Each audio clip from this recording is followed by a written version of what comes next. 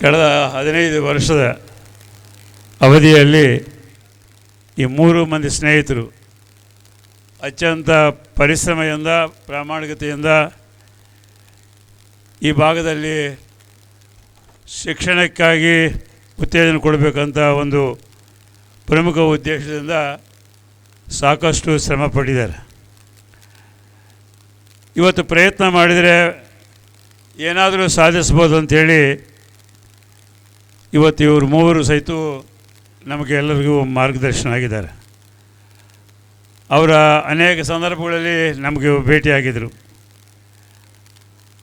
ಅವರ ಪ್ರಯತ್ನ, ಅವರ ಪ್ರಾಮಾಣಿಕತೆ ಮತ್ತು ಬಂದಿರುವಂಥ ಸಂದರ್ಭದಲ್ಲಿ ಅವರ ವಿನಯ ಮತ್ತು ಅವರು ಪ್ರೆಸೆಂಟೇಷನ್ ಯಾವುದೇ ಸಬ್ಜೆಕ್ಟ್ ಬಗ್ಗೆ ಮಾತನಾಡಬೇಕಾದ್ರೆ ಅತ್ಯಂತ ವಿನಯಪೂರ್ವಕವಾಗಿ ವಿಷಯಗಳನ್ನ ಗಮನಕ್ಕೆ ತರ್ತಕ್ಕಂಥದ್ದು. ಈಗಾಗಲೇ ನಿಜವಾಗಿ ಆ ಪ್ರಾಚಾರ್ಯರು ಈ 3 ಮಕ್ಕಳ ವಿದ್ಯಾರ್ಥಿಗಳ ಇದ್ದಾಗಲಂದ್ರೂ ಅವ್ರಿಗಿರ್ತಕ್ಕಂಥ ಪರಿಚಯದ ಮಾತುಗಳನ್ನ ಆಡಿದಾಗ ನಮ್ಮೆಲ್ಲರಿಗೂ ಸ್ಫೂರ್ತಿ ಬರಬೇಕು. ಯಾವ ರೀತಿಯಾಗಿ ಈ 3 ಸ್ನೇಹಿತರು ಒಂದಾಗಿ ಸಣ್ಣ ವಯಸ್ಸಿನಲ್ಲೇ ಉತ್ತಮವಾದಂಥ ಕಲ್ಪನೆಯೊಂದಿಗೆ ಈ ಸರ್ವೋದಯ ಸಂಸ್ಥೆಯನ್ನು ಪ್ರಾರಂಭಿಸಿ ನಮ್ಮ ಆಚಾರ ವಿಚಾರಗಳ ಜೊತೆಯಲ್ಲಿ ಸಮಾಜದಲ್ಲಿ ಉತ್ತಮವಾಗಿ ಬೆಳಲಿಕ್ಕೆ ಅಡಿಪಾಯ ಹಾಕಲಿಕ್ಕೆ ಅವರ ಪ್ರಯತ್ನಕ್ಕೆ ನಾವೆಲ್ಲರೂ ಅವರಿಗೆ ಅಭಿನಂದಿಸುವಂಥ ಸಂದರ್ಭ. ಇವತ್ತು ಅನೇಕ ಶಿಕ್ಷಣ ಸಂಸ್ಥೆಗಳನ್ನ ನಾವು ರಾಜ್ಯದಲ್ಲಿ, ದೇಶದಲ್ಲಿ ನೋಡ್ತಾ ಇದ್ವಿ.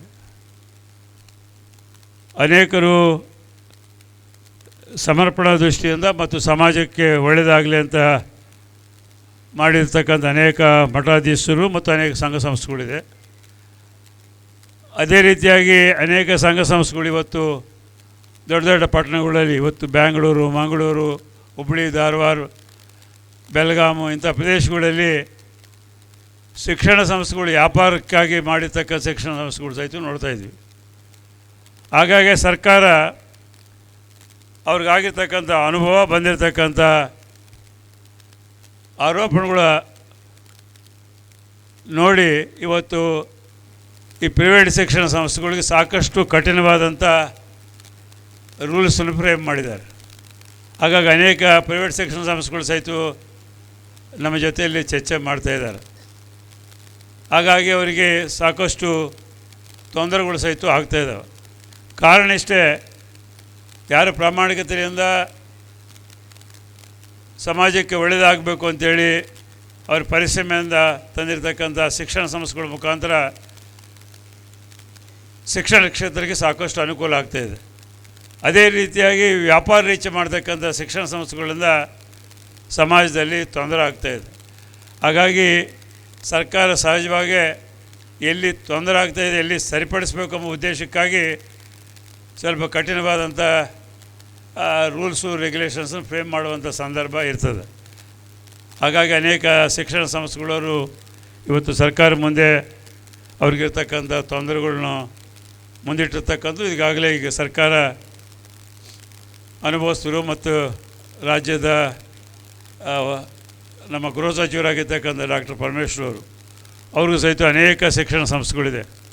ಪ್ರಾಥಮಿಕ ಶಾಲೆಯಿಂದ ಹಿಡಿದು ಮೆಡಿಕಲ್ ಕಾಲೇಜು, ಇಂಜಿನಿಯರಿಂಗ್ ಕಾಲೇಜು, ಎಲ್ಲ ಕಾಲೇಜುಗಳು, ಯೂನಿವರ್ಸಿಟಿ ಸಹಿತ ಇರ್ತಕ್ಕಂಥದ್ದು.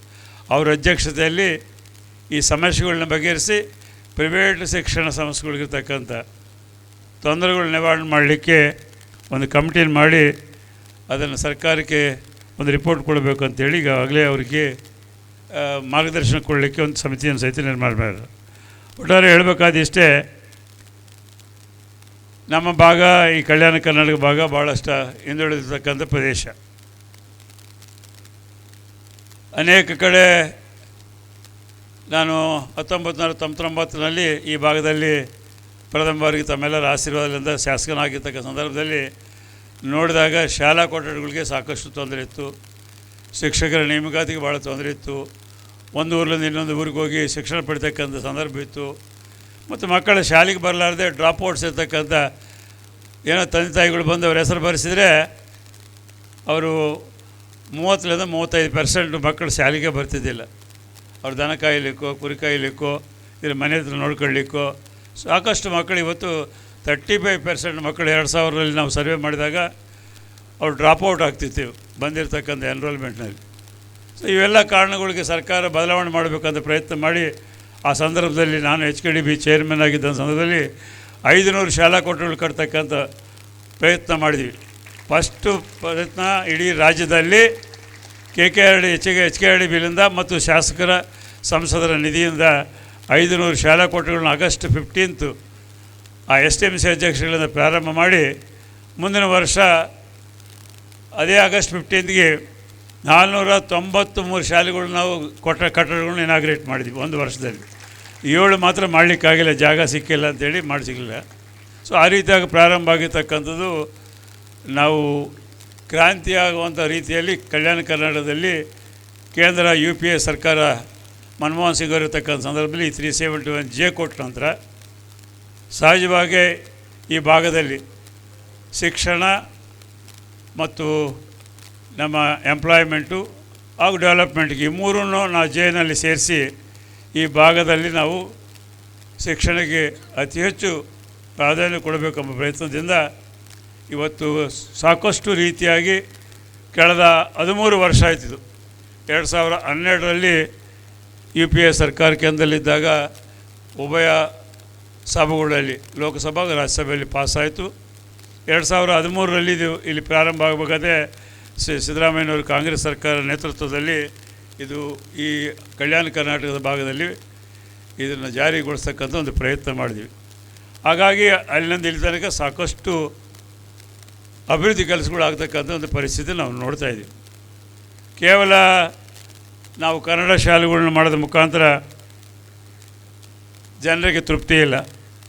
ಸಹಜವಾಗಿ ನಮ್ಮ ಮಕ್ಕಳು ಇಂಗ್ಲೀಷನ್ನು ಆಂಗ್ಲ ಭಾಷೆಯಲ್ಲಿ ಸಹಿತ ಅವರಿಗೆ ಅವಕಾಶಗಳು ಕೊಡಬೇಕು ಎಂಬ ಉದ್ದೇಶದಿಂದ ಸಾಕಷ್ಟು ಮಕ್ಕಳು ಇವತ್ತು ಪ್ರೈವೇಟ್ ಶಾಲೆಗಳಿಗೆ ಕಳಿಸ್ತಾ ಇದ್ದಾರೆ. ಇವತ್ತು ನಾವು ಸರ್ಕಾರಿ ಶಾಲೆಗಳಲ್ಲಿ ಟೀಚರಿಗೆ 60,000ರಿಂದ 1,40,000 ರೂಪಾಯಿ ಕೊಡ್ತೀವಿ ನಾವು. ಲೆಕ್ಚರರ್ಸ್ಗೆ ಪ್ರೊಫೆಸರ್ಸ್ಗೆ 2 ಲಕ್ಷದಿಂದ 2.5 ಲಕ್ಷ ರೂಪಾಯಿ ಸ್ಯಾಲ್ರಿ ಸರ್ಕಾರದಿಂದ ಕೊಡ್ತಾಯಿದ್ದೀವಿ. ಮತ್ತು ಸರ್ಕಾರದಿಂದ ಮಕ್ಕಳಿಗೆ ಎಲ್ಲ ಫ್ರೀಯಾಗಿ ಕೊಡ್ತಾಯಿದ್ದೀವಿ. ಫೀಸ್ ಇಲ್ಲ, ಪುಸ್ತಕ free, socks shoes free, dress free, ಅವ್ರಿಗೆ ಏನು ಬೇಕೋ ಫ್ರೀ ಮಾಡಿ ಮಧ್ಯಾಹ್ನ ಬಿಸಿ ಊಟ ಕಾರ್ಯಕ್ರಮ ಸಹಿತ ಮಾಡ್ತಾಯಿದ್ದೀವಿ, ಊಟ ಸಹಿತ ಕೊಡ್ತಾಯಿದ್ದೀವಿ. ಅದರ ಜೊತೆಯಲ್ಲಿ ಇತ್ತೀಚೆಗೆ ಈ ಭಾಗದಲ್ಲಿ ಪೌಷ್ಟಿಕ ಆಹಾರ ಕಡಿಮೆ ಇದೆ ಅಂಥೇಳಿ ಸರ್ವೆ ಬಂದಿರೋದ್ರಿಂದ ಅದನ್ನು ಇಂಪ್ರೂವ್ ಮಾಡಲಿಕ್ಕೆ ಸಹಿತ ಅವ್ರಿಗೆ ಬೇಕಾಗಿರ್ತಕ್ಕಂಥ ಪೌಷ್ಟಿಕ ಆಹಾರ ಕೊಡಲಿಕ್ಕೆ 1,691 ಕೋಟಿ ಅಂದರೆ ಸುಮಾರು 1,700 ಕೋಟಿ 1,700 ಕೋಟಿ ಅಜಿತ್ ಪ್ರೇಮ್ಜಿಯವರು ಸಹಕಾರದೊಂದಿಗೆ ಇವತ್ತು ಸರ್ಕಾರ ಅವ್ರಿಗೆ 6 ದಿನ ಮೊಟ್ಟೆ ಬೇಡ ಅಂದರೆ ಬೇರೆ ಅವರಿಗೆ ಬೇಕಾಗಿರ್ತಕ್ಕಂಥ ಬಾಳೆಹಣ್ಣು ಇರ್ಬೋದು ಮತ್ತೊಂದು ಕೊಡ್ತಕ್ಕಂಥದ್ದು. ಇದು ಎಲ್ಲ ಧರ್ಮ ಎಲ್ಲ ಜಾತಿಯವರಿಗೂ ಕೊಡ್ತಾಯಿದ್ದೀವಿ. ಯಾವುದೇ ಧರ್ಮ ಜಾತಿ ಅನುಕೂಲಸ್ಥರು ಅನುಕೂಲವಿಲ್ಲ. ಸೊ ಈ ರೀತಿಯಾಗಿ ಈ ಭಾಗದಲ್ಲಿ ಶಿಕ್ಷಣಕ್ಕೆ ಸರ್ಕಾರ ಸಾವಿರಾರು ಕೋಟಿ ರೂಪಾಯಿ ಖರ್ಚು ಮಾಡಿದ್ರೆ ಸಹಿತ ಇನ್ನೂ ಸರ್ಕಾರಿ ಶಾಲೆಗಳಲ್ಲಿ ಜನರು ಬರ್ತಾಯಿಲ್ಲ. ಹಾಗಾಗಿ ನಾವು ಈ ವರ್ಷದಲ್ಲಿ ಇಂಗ್ಲೀಷ್ ಮೀಡಿಯಮ್ ಸಹಿತ ಸೇರಿಸಬೇಕು ಅಂಥೇಳಿ ಸರ್ಕಾರ ನಿರ್ಧಾರ ಕೈಗೊಂಡು ಅದಕ್ಕೆ ಈಗಾಗಲೇ ಒಂದು ಕ್ಷೇತ್ರದಲ್ಲಿ ಇಡೀ ರಾಜ್ಯಾದ್ಯಂತ 224 ಕ್ಷೇತ್ರಗಳಲ್ಲಿ 3 ಶಾಲೆಗಳು ಪಬ್ಲಿಕ್ ಶಾಲೆಗಳು ಅಂತೇಳಿ ಪ್ರಾರಂಭ ಮಾಡ್ತಾಯಿದ್ವಿ. ಅದು ಕಂಪ್ಲೀಟ್ 0ಲಿಂದ 12ವರೆಗೂ 12ನೇ ಕ್ಲಾಸ್ ತನಕ ಇನ್ಕ್ಲೂಡಿಂಗ್ ಇಂಗ್ಲೀಷ್ ಆ್ಯಂಡ್ ಕನ್ನಡ ಎಲ್ಲ ಭಾಷೆ ಅವ್ರಿಗೆ ಏನು ಬೇಕಾದ್ರೆ ಅದು ಕೊಡ್ತಾರೆ. ಮತ್ತು ಅವೆಲ್ಲ ಈ 3 ಶಾಲೆಗಳಿಗೆ ನಮ್ಮ ಸರ್ಕಾರದಿಂದ ಜಾಗ, ನೀರು ಮತ್ತು ಪವರು ಅವ್ರಿಗೆ ಬೇಕಾಗಿರ್ತಕ್ಕಂಥ ಫ್ರೀಯಾಗಿ ಕೊಡಬೇಕು. ಬಿಲ್ಡಿಂಗ್ ಕಟ್ಟಿ ಆ ಶಾಲೆ ಮೇಂಟೈನ್ ಮಾಡೋದು ಎಲ್ಲ ದೊಡ್ಡ ದೊಡ್ಡ ಸಂಸ್ಥೆಗಳು CSR ಫಂಡ್ಲಿಂದ ಮಾಡಬೇಕು ಅಂತೇಳಿ ಈಗಾಗಲೇ ಅದಕ್ಕೆ ಕ್ರೋಢೀಕರಣ ಆಗಿದೆ. 3 ಶಾಲೆಗಳು ಈಗಾಗಲೇ ನಮ್ಮ ತಾಲೂಕು ನಮ್ಮ ಕ್ಷೇತ್ರದಲ್ಲಿ ಸಹಿತ ಸೆಲೆಕ್ಟ್ ಆಗಿದೆ. ಇನ್ ಅಡಿಷನ್ ದೊಡ್ಡ ಅದಕ್ಕೆಲ್ಲ ಹೆಚ್ಚಾಗಿ ಮಾಡಬೇಕು ಅಂತೇಳಿ ನಾವೆಲ್ಲ ತೀರ್ಮಾನ ತಗೊಂಡು ಕಲ್ಯಾಣ ಕರ್ನಾಟಕ ಭಾಗದಲ್ಲಿ ನಮ್ಮದೇ ಅಂದರೆ KKRDB ದುಡ್ಡು ಏನಿದೆ ಅದರಿಂದ ಒಂದೊಂದು ತಾಲೂಕಕ್ಕೆ 6 ಶಾಲೆಗಳು ಎಡಿಷನಲ್ ಮಾಡಿ 6 + 3 9 ಶಾಲೆಗಳು ಇವತ್ತು ಮಾನ್ವಿ ತಾಲೂಕದಲ್ಲಿ ಈ ಡಿಗ್ರಿ ಕಾಲೇಜಿವರೆಗೂ ದಟ್ ಇಸ್ 12ನೇ ಕ್ಲಾಸ್ವರೆಗೂ ಜೀರೋಲಿಂದ ಇಂಗ್ಲೀಷು ಮತ್ತು ಕನ್ನಡ ಮಾಧ್ಯಮ ಜೊತೆಯಲ್ಲಿ ಪಬ್ಲಿಕ್ ಶಾಲೆಗಳು ಉತ್ತಮವಾದಂಥ ಬಿಲ್ಡಿಂಗ್ಗಳು ಕನ್ಸ್ಟ್ರಕ್ಷನ್ ಮಾಡಿ ಎಲ್ಲ ಮೂಲಭೂತ ಸೌಲಭ್ಯಗಳು ಮಾಡಿ ಅದನ್ನು ಮೇಂಟೈನ್ ಮಾಡಲಿಕ್ಕೆ ಈಗ ಪ್ರೈವೇಟ್ ಸಂಸ್ಥೆಗಳನ್ನು ಈಗಾಗಲೇ ಅವ್ರು ಸೆಲೆಕ್ಟ್ ಮಾಡ್ಕೊಂಡು ಆಯಾ ಜಾಗದಲ್ಲಿ ಬರ್ತಾಯಿದ್ದಾರೆ. ಒಟ್ಟಾರೆ ಉದ್ದೇಶ ಇಷ್ಟೆಲ್ಲ ಸರ್ಕಾರದಿಂದ ಮಾಡಬೇಕಾದ್ರೆ ಸಹಿತ ಇವತ್ತು ರಾಜ್ಯದಲ್ಲಿ ಮಠಾಧೀಶರಿರ್ಬೋದು, ಈ ರೀತಿಯಾದಂಥ ಸರ್ವೋದಯ ಅಂತ ಸಂಸ್ಥೆಗಳಿರ್ಬೋದು, ಸ್ವಾಮಿ ವಿವೇಕಾನಂದ ಸಂಸ್ಥೆಗಳಿರ್ಬೋದು, ಈ ರೀತಿಯಾಗಿ ಸಂಸ್ಥೆಗಳಿಲ್ಲದ್ರೆ ಇದು ಒಂದು ಸರ್ಕಾರದಿಂದ ಮಾಡಲಿಕ್ಕೆ ಸಾಧ್ಯ ಆಗೋದಿಲ್ಲ. ತಾವೆಷ್ಟು ಇವತ್ತು ಪ್ರಾಚಾರ್ಯರು ಹೇಳಿದ ಮೇಲೆ ನನಗೆ ಭಾಳ ಸಂತೋಷ ಆಗ್ತದೆ. ಆಚಾರ ವಿಚಾರಗಳ ಜೊತೆಯಲ್ಲಿ ಮಕ್ಕಳನ್ನ ಬೆಳೆಸ್ತಕ್ಕಂಥದ್ದು. ಇವತ್ತು ಅವರು 7 ಎಕರೆ ಜಾಗದಲ್ಲಿ ಸುಂದರವಾದಂಥ ಬಿಲ್ಡಿಂಗ್ ನಾನು ಹೋಗೋ ಕಾಲಕ್ಕೆ ಬರೋ ಕಾಲಕ್ಕೆ ನೋಡ್ತಾ ನಾನೇ ಆಮೇಲೆ ಜೊತೆಯಲ್ಲಿ ನಮ್ಮ ಗಬ್ಬೂರ್ ಸಾಬ್ ಅವ್ರ ಜೊತೆಯಲ್ಲಿ ಮಾತನಾಡ್ತಾ ಇದ್ದೆ. ಬಿಲ್ಡಿಂಗ್ ಮೇಲೆ ಬರ್ತಾಯಿದೆ, ಕಟ್ತಾ ಇದ್ದಾರೆ ಚೆನ್ನಾಗಿ, ಒಳ್ಳೆ ಜಾಗ. ಆ ಕಡೆ ಮೇಯ್ನ್ ರೋಡು, ಸ್ಟೇಟ್ ಹೈವೇ, ಈ ಕಡೆ ಕೆನಾಲ್ ಇದೆ. ಏನಾದರೂ ಮಾಡಿ ನಾನು ಇವತ್ತು ಎಮ್ ಎಲ್ ಅವ್ರಿಗೆ ಹೇಳ್ತಾಯಿದ್ದೀನಿ, ಈ ಕೆನಾಲ್ ರಸ್ತೆ ಮತ್ತು ರೋಡು ಇಂಪ್ರೂವ್ ಮಾಡಿ. ಈ ರೋಡು ಇಂಪ್ರೂವ್ ಮಾಡಲಿಕ್ಕೆ ನಾವು ಆಗಲೇ ಈ ವರ್ಷದಲ್ಲಿ ಒಂದು 30 ಕೋಟಿ ರೂಪಾಯಿ ಇಟ್ಕೊಂಡಿದ್ವಿ. ನಾವು IBLಂದು ಹಿಡಿದು ಇದು ಸಿಕ್ಕಿಲ್ಪರ್ವಿ ತನಕ ಹೋಗಲಿಕ್ಕೆ ವೈಡ್ನಿಂಗ್ ಮಾಡಲಿಕ್ಕೆ. But it will take another 4 to 5 months ಅದು. ಯಾಕಂದರೆ ಈಗಾಗಲೇ ಹೋದ ಸಲ KSHIPಲಿಂದ ಮಾಡಿದ್ವಿ. ಅವ್ರು ಇನ್ನೂ ಮೇಂಟೈನ್ ಮಾಡಬೇಕಾಗತ್ತೆ. ಅವ್ರ ಸಮಯ ಮುಗಿದ ಮೇಲೆ ನಾವು ಪ್ರಾರಂಭ ಮಾಡಬೇಕಾಗತ್ತೆ. ಸೊ ಅಲ್ಲಿವರೆಗೂ ನಾವು ಈ ಅಗಲೀಕರಣ ಮಾಡಿ ಈಗಾಗಲೇ ಡ್ರೈನೇಜ್ ಕಂಪ್ಲೀಟ್ ಮಾಡಿದ್ವಿ. 2 ಕಡೆ ಡ್ರೈನೇಜ್ವರೆಗೂ ಕೋನಾಪುರ ದಾಟಿ ಮದಲಾಪುರ ಕ್ರಾಸ್ ತನಕ 4 lane ರೋಡ್ ಮಾಡಬೇಕಂತ ಪ್ರಯತ್ನದಲ್ಲಿದ್ದೀವಿ, ಲೈಟ್ಸ್ ಗಿಟ್ಸೆಲ್ಲ ಹಾಕಿ.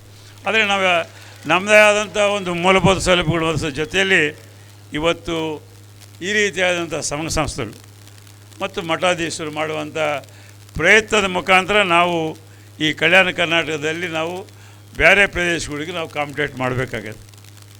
ಹಾಗಾಗಿ ಸರ್ಕಾರದಿಂದ ಸಾಕಷ್ಟು ದುಡ್ಡು ಇವತ್ತು ಈ ವರ್ಷದಲ್ಲಿ ನಮಗೆ 5,000 ಕೋಟಿ ಕೊಟ್ಟಿದ್ರು ಸಿದ್ದರಾಮಯ್ಯ ಸರ್ಕಾರ. ಹೋದ ವರ್ಷ 5,000 ಕೋಟಿ ಕೊಟ್ಟಿದ್ದರು.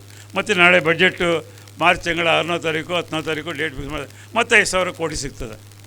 ಈ ರೀತಿಯಾಗಿ ಬಂದಿರತಕ್ಕಂಥ ಏನು ಮಂಜೂರಾತಿ ಮಾಡಿರ್ತಕ್ಕಂಥ ಹಣದ ಮುಖಾಂತರ ನಾವು ಇನ್ಫ್ರಾಸ್ಟ್ರಕ್ಚರ್ನ ಸ್ಪೀಡಾಗಿ ಕಂಪ್ಲೀಟ್ ಮಾಡುವಂಥ ಒಂದು ಪ್ರಯತ್ನ ಮಾಡ್ತಾಯಿದ್ವಿ.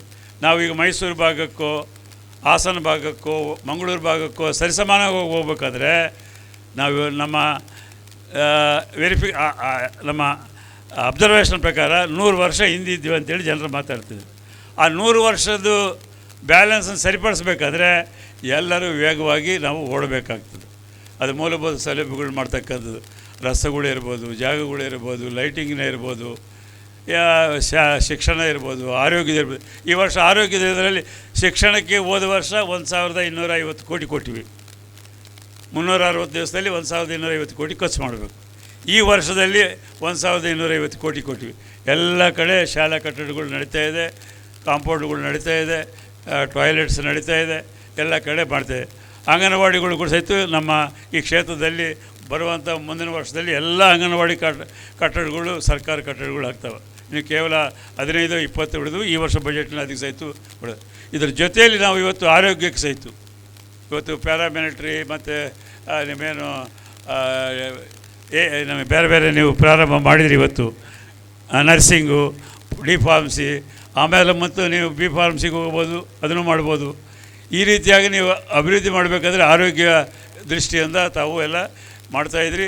ಅದೇ ರೀತಿ ನಮ್ಮ ಕಲ್ಮಠ ಶ್ರೀಗಳವರು ಸಹಿತ ಆಯುರ್ವೇದಿಕ್ ಕಾಲೇಜು ಮಾಡಿ ಇವತ್ತು ಸರ್ವೋದಯ ಮತ್ತು ನಮ್ಮ ಶ್ರೀಗಳವರ ಆಯುರ್ವೇದಿಕ್ ಕಾಲೇಜು ಮುಖಾಂತರ ನಮ್ಮ ಇಂಟರ್ನೆಟ್ನಲ್ಲಿ ಇಡೀ ದೇಶದಲ್ಲಿ ನಮ್ಮ ಮಾನವಿ ಕಾಣಲಿಕ್ಕೆ ಅವಕಾಶ ಕಲ್ಪಿಸಿರ್ತಕ್ಕಂಥವ್ರು ನೀವು ಅಂತ ಮಾತನ್ನು ಈ ಸಂದರ್ಭದಲ್ಲಿ ಹೇಳಿ, ಇವತ್ತು ತಮ್ಮ ಪ್ರಯತ್ನದ ಮುಖಾಂತರ ರಾಷ್ಟ್ರದಲ್ಲಿ ಇರ್ತಕ್ಕಂಥ ವಿವಿಧ ರಾಜ್ಯಗಳಿಂದ ಸ್ಟೂಡೆಂಟ್ಸ್ ಇಲ್ಲಿ ನರ್ಸಿಂಗ್ ಬರ್ಬೋದು, D.Pharmacy ಬರ್ಬೋದು, ಪಬ್ಲಿಕ್ ಸ್ಕೂಲ್ಗೆ ಬರ್ಬೋದು, ಬೇರೆ ಬೇರೆ ಕಾರಣದಿಂದ ಈ ಮಾನವಿ ಅಂತ ಹಿಂದುಳಿದ ಪ್ರದೇಶಕ್ಕೆ ಬರ್ತಾರೆ ಅಂತಂದರೆ ನಾವು ಎಲ್ಲ ನೀವು ಮಾಡಿರ್ತಕ್ಕಂಥ ಪರಿಶ್ರಮ ಮತ್ತು ಪ್ರಾಮಾಣಿಕತೆಯಿಂದ ಇವತ್ತು ಆ ವಿದ್ಯಾರ್ಥಿಗಳಲ್ಲಿ ಬರಲಿಕ್ಕೆ ಅವ್ರಿಗೆ ಅವಕಾಶ ನೀವು ಕಲ್ಪಿಸಿದ್ರಿ.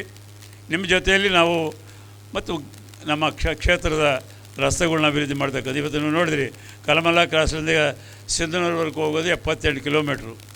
ಇವತ್ತು 25 ಕೋಟಿ ಆಗ್ತಾಯಿದೆ ಕಿಲೋಮೀಟ್ರ್, 25 crores. ಥ್ರೂಔಟ್ ಕರ್ನಾಟಕದಲ್ಲಿ ಯಾವ ಭಾಗದಲ್ಲಿ ಈ ರೀತಿಯಾದಂಥ ರೋಡ್ ಇಲ್ಲ. ಎಲ್ಲರೂ ಮಾತಾಡ್ತಾ ಇದ್ದಾರೆ. ಇಲ್ಲಿಂದ ಬೇರೆ ಮೈಸೂರಿಂದ ಬಂದವರು, ಬೆಂಗಳೂರಿಂದ ಬಂದವರು ಸಹಿತ ರೋಡ್ ಭಾಳ ಚೆನ್ನಾಗೈತೆ. 3 ವರ್ಷ ಟೈಮ್ ಕೊಟ್ಟಿವಿ ಅವರಿಗೆ. 3 ವರ್ಷದಲ್ಲಿ ಮುಗಿಸ್ಬೇಕು. ಬರುವಂಥ 13 ವರ್ಷ ಅವ್ರು ಮೇಂಟೈನ್ ಮಾಡಬೇಕು. ಯಾಕಂದರೆ ರಾಜ್ಯ ಸರ್ಕಾರ ಮೇಂಟೆನೆನ್ಸ್ಗೆ ನಾವು 1 ಪೈಸಾ ಕೊಡೋದಿಲ್ಲ. ಏನು ಇವರು ಕನ್ಸ್ಟ್ರಕ್ಟ್ ಮಾಡಿದರು ಅವ್ರಿಗೆ ನಾವು ವರ್ಷ 250 ಕೋಟಿ ಟೋಲ್ ಮುಖಾಂತರ ಬರಬೇಕು. ಟೋಲ್ಗೆ ಕಡಿಮೆ ಆದರೆ ನಾವು ಸರ್ಕಾರ ತುಂಬಿಸ್ಕೊಡ್ಬೇಕು. ಸೊ ಈ ರೀತಿಯಾದಂಥ ಪ್ರೈವೇಟ್ ಪೀಪಲ್ನ ಅದರಲ್ಲಿ ಸೇರಿಸೋದ್ರ ಮುಖಾಂತರ ಸರ್ಕಾರ ಈ ರಸ್ತೆಗಳನ್ನ ಮಾಡ್ತಾಯಿದೆ. ಇವತ್ತು ಅದೇ ರೀತಿಯಾಗಿ ನಮ್ಮ ಕೌತಾಳ ಪಾಮನಕಲ್ಲೂರು, ಕೌತಾಳ ಸಿರಿವಾರ ಬಾಗಿಲನ್ನು ಸಹಿತ ನ್ಯಾಷನಲ್ ಹೈವೇ ಭಾಳ ಸ್ಪೀಡಾಗಿ ನಡೀತಾ ಇದೆ. ಆ ಕಡೆ ಸಹಿತ ಉತ್ತೇಜನ ಮಾಡಿ ಲ್ಯಾಂಡ್ ಏನು ಬೇಕೋ ಲ್ಯಾಂಡ್ ಕೇಂದ್ರ ರಾಜ್ಯ ಸರ್ಕಾರದಿಂದ ಎಕ್ವಿಷನ್ ಮಾಡಿ ಅಧಿಕಾರಿಗಳನ್ನ ಕರೆಸಿ 16 ಸಲ ಮೀಟಿಂಗ್ಗಳು ಮಾಡೋದ್ರ ಮುಖಾಂತರ ಇವತ್ತಿನ್ನೂ ಬೆಳಗಾವಿನಿಂದ ಉನಗುಂದ ತನಕ ಆಗಿಲ್ಲ. ಬಟ್ ಆದರೆ ನಮ್ಮ ಭಾಗದಲ್ಲಿ ಪಾಮನಕಲ್ಲು ಲಿಂಗಸೂರಿನಿಂದ ರಾಯಚೂರು ತನಕ ರೋಡು ರಾತ್ರಿ ಹಗಲು ಇವತ್ತು ನ್ಯಾಷನಲ್ ಹೈವೇ ಮಾಡ್ತಾಯಿದ್ದಾರೆ. ಇದರ ಜೊತೆಯಲ್ಲಿ ರೈಲ್ವೆ ಸಹಿತ ಭಾಳಷ್ಟು ಪೆಂಡಿಂಗ್ ಇತ್ತು. ಇವತ್ತು ಸಿಂಧನೂರಿನಿಂದ ಕೊಟ್ನಿಗಲ್ ತನಕ, ಕೊಟ್ನಿಗಲ್ಲಿಂದ ಇವತ್ತು ರಾಯಚೂರು ತನಕ ಸಹಿತ ಟೆಂಡರ್ ಆಗಿ ಈಗಾಗಲೇ ಅವ್ರ ಕೆಲಸ ಸಹಿತ ಪ್ರಾರಂಭ ಮಾಡಿ ಬರುವಂಥ 2 ವರ್ಷಗಳ ಒಳಗಾಗಿ ನಮ್ಮ ನ್ಯಾಷನಲ್ ಹೈವೇ ಮತ್ತು ಈ ಹೈಬ್ರಿಡ್ ರೋಡು ಮತ್ತು ರೈಲ್ವೆ ಈ 3 ಕಂಪ್ಲೀಟ್ ಆಗೋದ ಮುಖಾಂತರ ನಮ್ಮ ಮಾನವಿ ಎಲ್ಲ ಕಡೆ ಕನೆಕ್ಟ್ ಆಗಲಿಕ್ಕೆ ಅವಕಾಶಗಳಿದಂಥ ಮಾತನ್ನು ಈ ಸಂದರ್ಭದಲ್ಲಿ ಹೇಳಿ, ಒಟ್ಟಾರೆ ಇವತ್ತು ನಾವು ಈ 3 ಸ್ನೇಹಿತರು ಸರ್ವೋದಯದಲ್ಲಿ ಪ್ರಾರಂಭ ಮಾಡ್ತಕ್ಕಂಥ ಸ್ನೇಹಿತರನ್ನು ಪರ್ಸನಲಾಗಿ ನಾವು ಅಭಿನಂದಿಸುವಂಥ ಒಂದು ಕಾರ್ಯಕ್ರಮ ಅಂತೇಳಿ ನಾನು ತಿಳಿದುಕೊಂಡಿದ್ದೀನಿ.